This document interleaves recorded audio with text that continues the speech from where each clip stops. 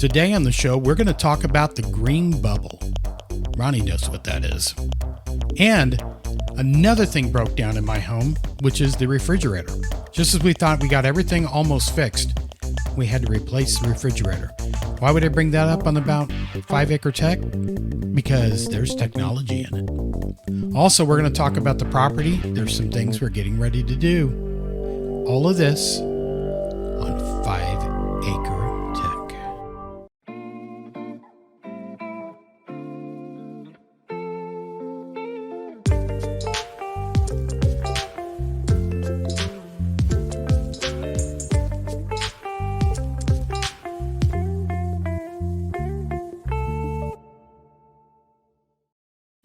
I'm Adam Mogan, and this is Ronnie Tofty, and this is 5-acre tech.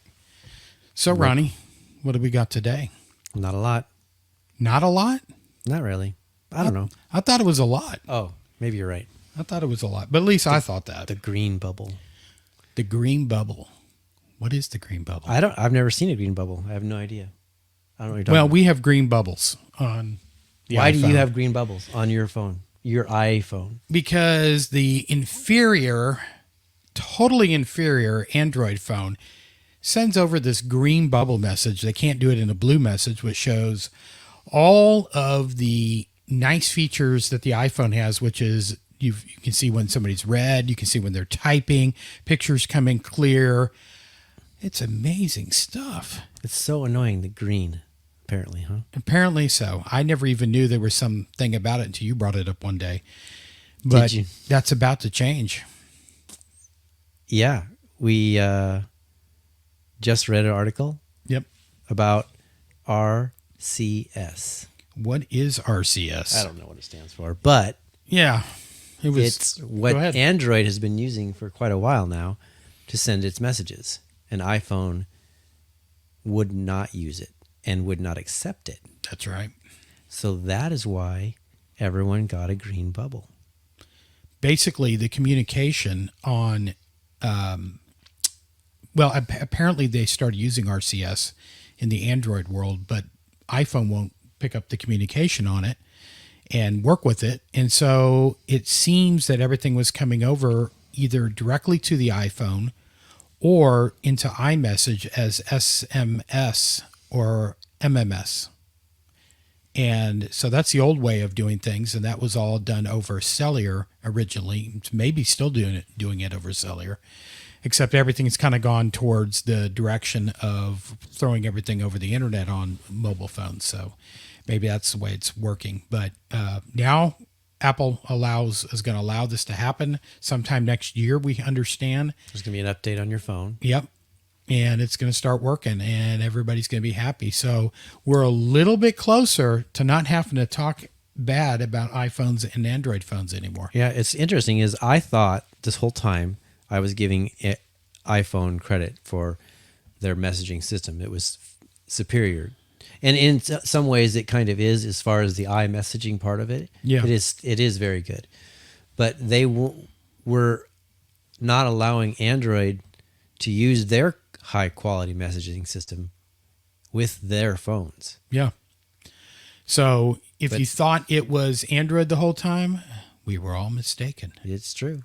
Yeah, it's this true. We actually saw a video that talked about it. How long ago was that? Is it 2019? Yeah. Yeah, 2019. So in doing some more research on this, trying to figure out what is going on here, and hey, everybody's going to be happy. It's going to make life a lot better. You know, we're not going to, like I've got some friends that if I want to really send something decent to them, we use WhatsApp.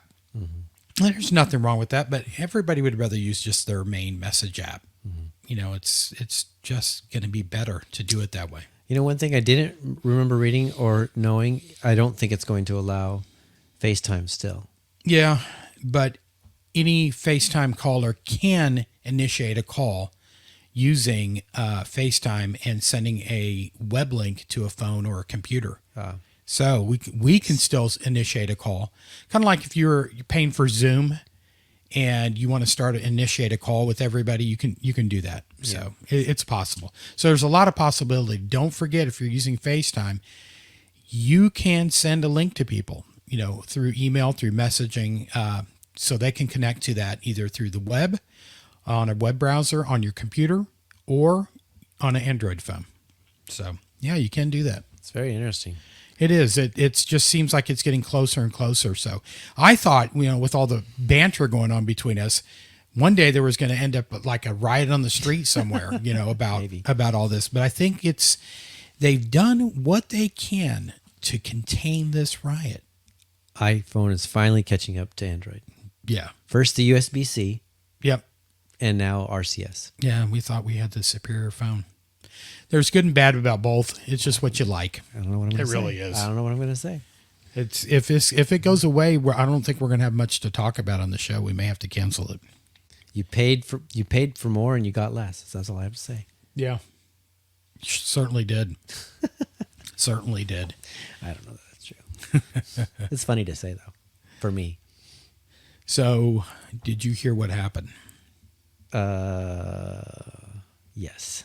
You did. Yes, I did. The refrigerator in my house now died. It's been going on for a week, and I think people are going to stop listening to our podcast because every time they tune in, it's something. It's drastic. Blew up in your house. It's drastic. I can't wait to get out of it. But the person that ends up buying this house once we move in onto the 5 acres and build a new house is going to have pretty much a new house. Yeah. I mean, we're not letting anything skimp. Of course, the refrigerator's coming with us because we bought a pretty decent one. So I think I'm going to keep it. So we went back with the Samsung refrigerator. Hadn't looked at them in 13 years, we figured out. It's how long we've had the other refrigerator. And it's got Wi-Fi built in. Most of them do have Wi-Fi built into them now. What is the advantage of having Wi-Fi in your fridge? Well, I'll try to show a picture of the refrigerator somewhere right about here. And so if you see this picture of the refrigerator right there, it basically has a 4-door refrigerator, not one of the ones with the door going across the bottom of the refrigerator part. That could be a freezer or refrigerator. Then you got the freezer at the very bottom. This has 4 doors all the way around. I almost would say it has 5 doors. How do you say that? Because it hides the water maker and ice maker. That's true. Yeah, that is a nice feature. So it's got you on the left door at the top, on the top door, you can put your hand in the middle of the door. And you can go ahead and pull open, and there's a automatically refillable pitcher, which is really nice. Or you can put a cup in there and get water from there. It's got a dual ice maker just below that in the freezer. And just to the right of that, you have either a freezer or a refrigerator. It's a flex unit right there. So you can change it to either one. Top level all the way around is refrigerator. And you can control it all from an iPhone or an Android phone, just using SmartThings. So really nice to make a quick change, see if there's a problem, tells you if the refrigerator door is open or closed. It sends you a notification, along with it being very loud. But it does send you a notification, so that's kind of nice. So, Cool. Yeah. So it uses Wi-Fi. Connected that up was very easy using SmartThings. Like I said, you can go in there and do it kind of whatever you want. The interesting thing is we looked at lots of different refrigerators. It was pretty crazy. Mm-hmm. One refrigerator, I can't remember if it was, I think it's Samsung or LG. I really don't remember. Had a window on it. Really? So you can What do see you mean a inside, but window? the lights were off. But there was a sticker on it that said "knock me." Knock me? Yeah, Knock or on knock to knock. It said knock. It said knock 2 times, and so I knocked on the. me. Not 3 times, because that means meet you at the. Don't Knock know. 3 times in the morning. Something. Am I making you feel really dumb by saying I don't know? You don't Or know that am I song? dumb? Knock No. 3 times on the ceiling if you want me. Twice on the pipe, and I'll meet you in the hallway. No, never heard that. All right. Well, yeah. I guess I was absent that day. If you know that song, comment. Yeah, comment on that. Who sang that song? So I will find out, and then I'll listen to it. So yeah, we can do that. So yeah, you look in the window, and it's like you can't see anything at all. So it said, knock on me twice. I knocked on the window, on the glass twice, and the light came on. So now you can see in half the refrigerator, see what's there without opening it. So I'm not sure what, all that means, But all I know, it's always good to knock on the refrigerator door before opening. Why is that? Because you'll never know if there is a salad dressing.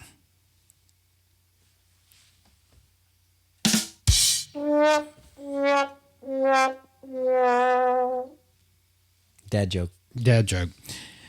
So, yeah, you can have that joke. My friend, Jenny Lindley, told me that joke recently. There's your shout out. Thank you, Jenny. I hear you're famous. I know I'm infamous, but not famous. Oh, yeah, I am famous. So, you ready for this? But you already know it. I do know. So, one of my absolute favorite personalities on TV / podcast / video podcasts is Leo Laporte. I've been doing IT a long time and watched Tech TV back when we had cable. He came and left different shows. It was hard to watch them. Then all of a sudden podcasting comes out. You can watch them all the time. I decided to call in. And the day I call in, he's not there. But the other guy that's on his show, which his co-host or other host or whatever, is Micah Sargent on the Tech Guys. And you should really go and check out that show. It is a fabulous show. It's on twit.tv, I believe. It's on twit.tv. And you're going to look for the Tech Guys, and Leo Laporte and Micah Sargent is on there. It's about a 2.5 hour show, and it's a call-in show. So I got to call in like anybody can. Anybody can call in. Any of you guys can call in the show and ask any kind of questions. I know I'm in IT, but I did have a question to ask, which was, what are they going to do about printers in the future? Are they going to make a new standard? Because one of the things we go through as IT people is printers have a lot of problems connecting to different devices. So it just, they're kind of behind. It's got a little better, but not really. It's just kind of still behind times. And if you're an IT professional, you know about them and you try to set them up depending upon the network or how you're going to build that network the best you can. I mean, you can use them through the iPhone. There's Apple Print or whatever they call that on there. There's a TCP/IP, which is the way we all connect from computer to a phone over a network that you would have at your home. But they try to automate that to make it easy for the end user to set up, and it's just not easy. So I asked them if there was any thing coming out, and you should go and listen to that episode. It was only right about the same time as this show, and it was something I've been meaning to ask. They seem extremely smart about knowing all different things and asking another opinion from an IT guy. So, and you were on Zoom. Yeah, so we got to see your face. Yeah, we were on Zoom. Granddaughter was there. Granddaughter was on there also. And got to talk about our podcast for just a minute. He asked what this room was for and what kind of equipment I had here, and it was fun. I'm going to call back. Cool. Got him a couple more questions. I do want to talk to Leo. Never got a chance to talk to him, so this will be fun. Nice, excellent. Yeah, I got something I wanted to say. A lot of you guys, we started this show talking about it's titled 5-Acre Tech, and it's about your property and building on it and all that stuff. But we don't talk very much about it. No, we don't. It seems to have taken quite a while to get to where we need to be. Why? I just think it's, I can't think of the right word. We were talking about it earlier, what the right word is to say, but it's just a slow process. It is a very slow process. It's not anyone's fault necessarily. No. So there's 3 of us involved in buying this property. I'll break it down again. My brother-in-law is the one who actually purchased it. Then we have to talk to the city about partitioning the property off. There's another word for that. I'm not sure what that is right offhand. It's not subdividing, it's replatting. That's it. So we need it replatted. We have to go to an engineer / survey company. Found out from the city that that's what we need to do. We went there, we went back again, and then one last time the city finally said, yeah, go ahead. And so now we're waiting on the bank, because the bank has to go ahead and start the process of splitting the property up where we can all pay separately. So we got to get their okay on that so the survey company can start and do their job. They will get with the bank also. At the very end, they'll file everything with the county, and then we can proceed to build. So I'm thinking by the end of the year we could do it. So all that being said, it all just sounds like a lot of stuff happening. So nothing's happening here with that you guys get to see or we get to talk about, but stuff's happening. Yeah. And I just think that I just wanted all the people, all our audience, to know that our plan is, as we get closer and closer, we're going to have some on-site stuff happening, some structures going up and different things, and we're going to try to film as much of that as you can and talk about what's happening and whatever. Yeah, and then we were talking today about one thing we can do. We have a canopy that we need to put up, and we bought it. It got so hot down here. I mean, we just were outside barely doing anything, and I got sick one day for about 4 or 5 days just from getting overheated. Wasn't even in the sun. My son-in-law got the same thing happen a few weeks later. It's brutal. It was totally brutal, and we noticed it slowly starting to cool down, but just before, usually it starts to just level off nicely, and then it went into super cold, and you didn't want to be outside because now you're getting too cold.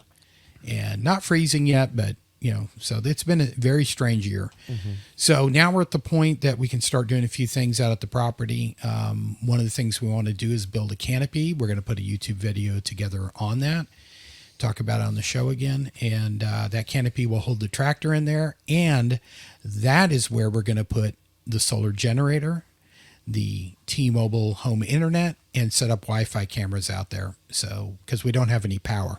And solar panels on the canopy. Mm-hmm. That will be a great idea. Mm-hmm. And with that said, we had somebody that asked about cameras again. And so we actually are going to go out there here in just a minute. Not really. In a minute, we're going to grab our microphones and we're going to just go out there. We're going to show them the difference between what kind of camera you can use on the property. Right now, we have a solar-powered, battery-operated Reolink camera that uses cellular LTE. And I think it's slow, and the interface is slow, about a couple of them. Not exactly happy with it. I think we can do better. So we're going to go out there and simulate what we're going to do underneath the canopy by putting a Wise camera version 3 out there. And here is where we're going to show you right now.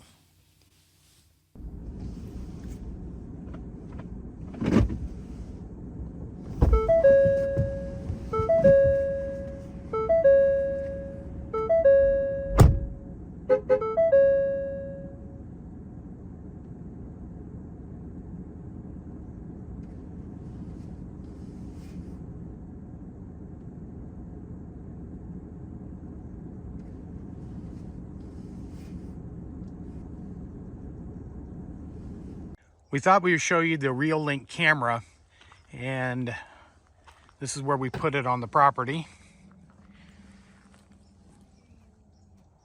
This is what we're currently using. It's a solar camera, LTE. We've talked about it on the podcast. Ronnie's over there getting the solar generator from Blue Eddy. We're going to hook up a Wise camera, and we're going to test between the two. Let's see how they do. Today, we're going to hook up the T-Mobile home internet, small office internet, 5G cylinder, and the Wise camera version 3 to the pole right behind Ronnie, who's taking the video with the Reolink camera. Also, we're going to use the power from the Blue Eddy solar generator.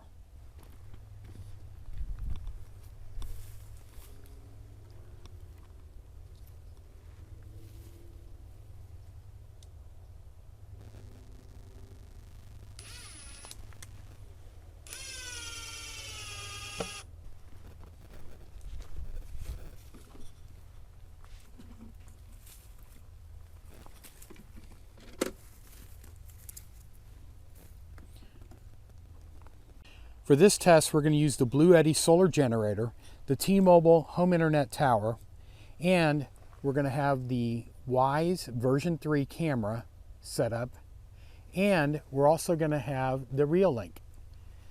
So we're going to see the difference between the two and see which one is better. Okay, as Ronnie comes out as a Sasquatch through the woods, we're going to test to see which cameras perform the best for notifications.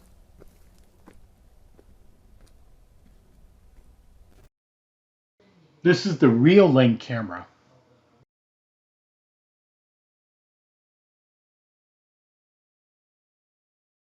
And this is the Wyze camera.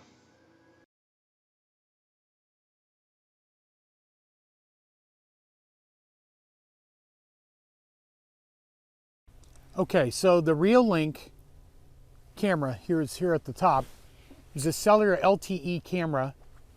Does not need electricity, is charged by batteries through that solar panel and will work independently. Unfortunately, the Wyze camera is going to require something else, such as power. So for now, what we're going to do is we're going to hook up the solar generator as we already did, and we're powering it through USB. We've got an internet source out here that we can use. Eventually, we're going to put all this in a box, and it'll be on the with solar panels, and then it'll be independent and be able to charge all of these products. So that's pretty cool. Yeah. So Did you notice I was wearing a hoodie? You had a hoodie on? Yes, I I did. noticed that you're wearing a hoodie. You were talking about it being cold. It was cold out there. So I mean, for us South Texans. yes. For you up north, you're laughing at us Yeah, because it's of course. 60 degrees Of outside, course. and we're complaining about it being cold. Yeah, all your YouTubers that show all this stuff up in Idaho and stuff like that. Well, you wear jackets all the time. We don't. We get hot, cold, hot, cold, hot, cold. But If this we're year, not in flip-flops and shorts, then it's too cold. Yeah, yeah. It's been pretty cold. So we kind of know what you're going through, and but we have more sun, so it's going to be nice having the solar out there because we're lower down in the States.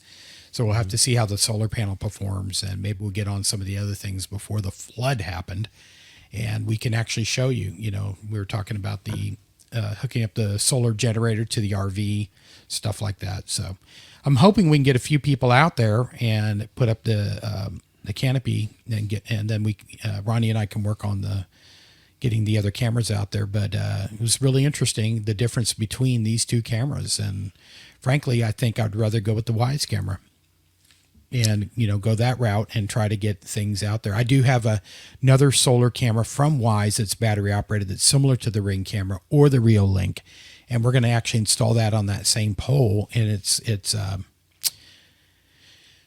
solar powered also, and so we should be able to maintain that and connect to the Wi-Fi close enough and broadcast it through 5G instead of LTE. Gotcha. So Yeah, I have the Wyze camera. It seems to work. I mean, you know what else I have? I got my watch. You got your watch. I did. And what do you think about It's that? all right. It's all right. There's no way it even compares, not even a little bit, to the Samsung S Gear stuff and iPhone and stuff. I thought it's a nice timepiece, and it's got some of the health stuff, O2 levels and heart rate and exercise, weather, but it'll send me messages, but nothing exciting. Like, it doesn't have very many faces to even choose from. I was hoping for a calendar. I just love having a calendar close by my watch because when I'm filling something out and I need the date. But it's all right. It's for the price. It does a decent job.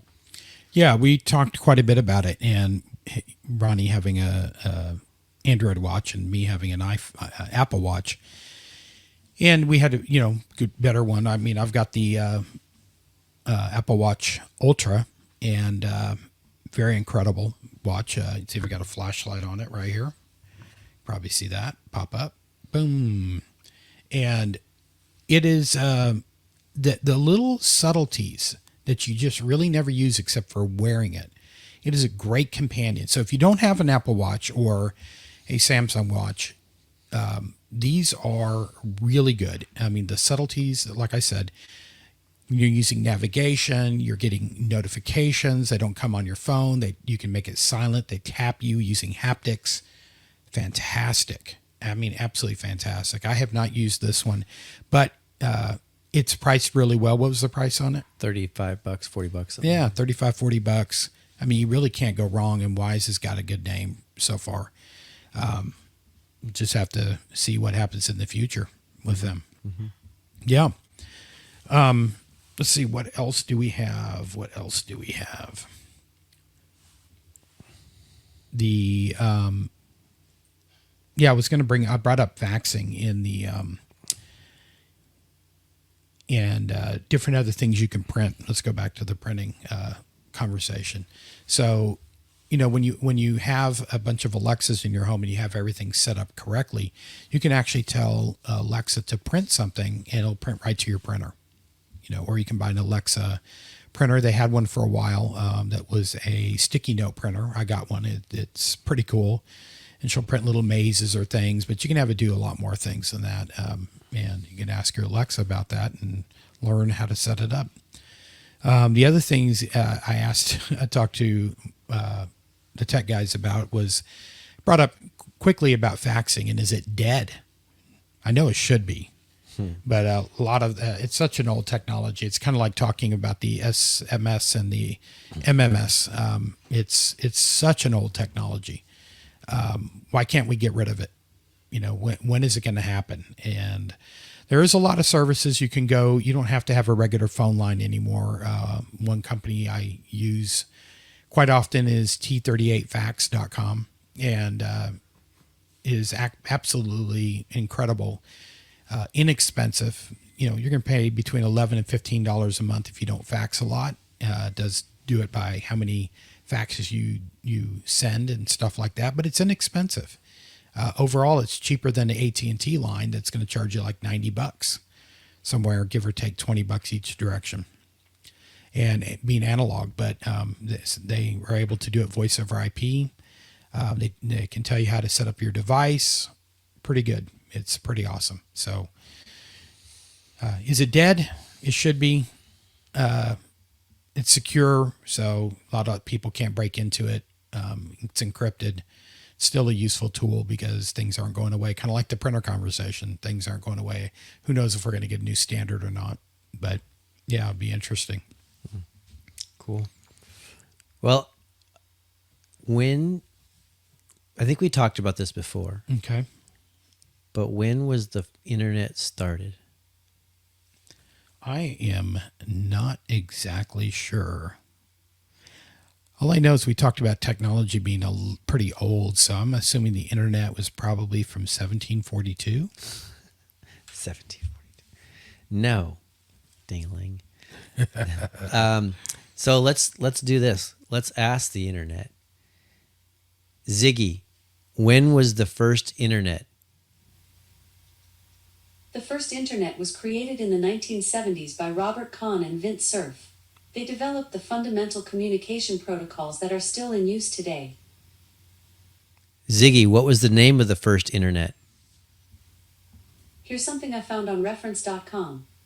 The first working prototype of the internet was invented in 1965 by a scientist from MIT. The network was known as ARPANET. ARPANET. So, Ziggy, when was ARPANET permanent link established? From CircleID.com.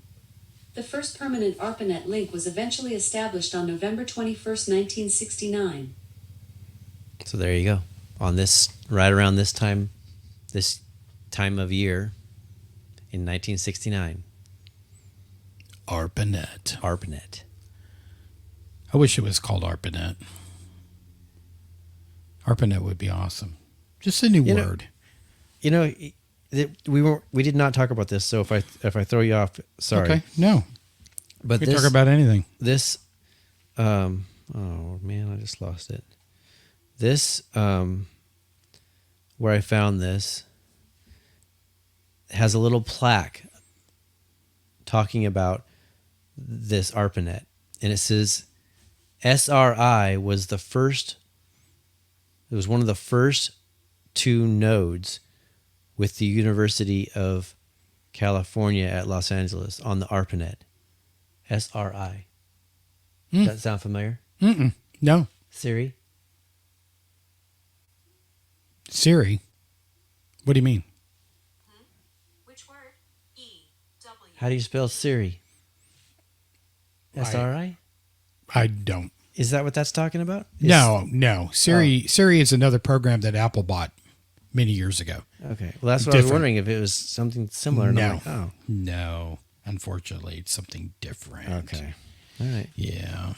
I just thought maybe it was something they named from that original internet. Yeah. Nope. Unfortunately not. Anyway.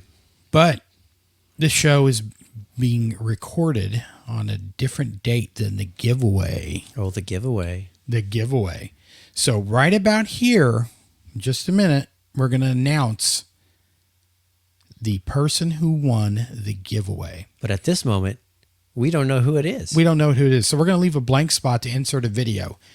And we put the timing very strange. So we're going to have to do this late at night to do it right, according to the instructions of the giveaway. So the person is that we're going to give the Amazon Echo to will be.